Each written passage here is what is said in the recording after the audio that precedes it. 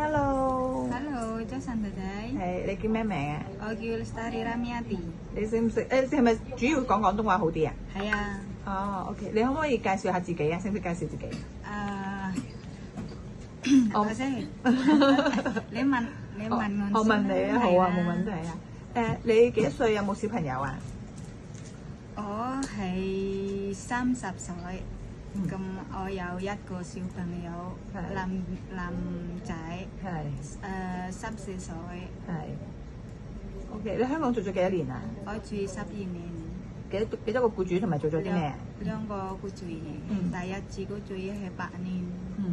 有小朋友，2個小朋友，有咩？你啱去做嗰陣時幾多歲佢哋？點樣？2個小朋友啱去做嗰陣時幾多歲啊？6歲。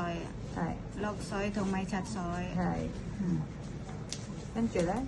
跟住咧有一個婆婆係應該係83，同埋爺爺93。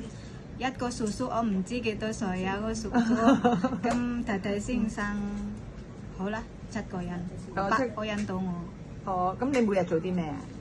係煮飯，係就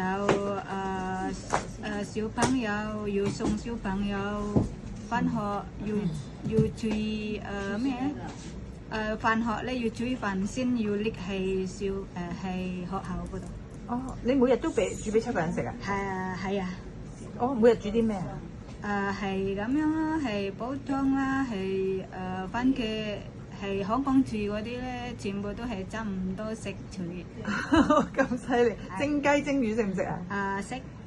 咩炆冬菇咧？係 OK。炆冬菇都識啊？識。問難少少，識唔識糖水啊？寶？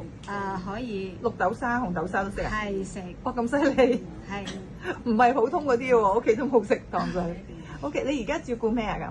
我而家係一個婆婆，86歲，係屋企一個人。咁弟弟先生咧係自己屋企喺隔離咁樣。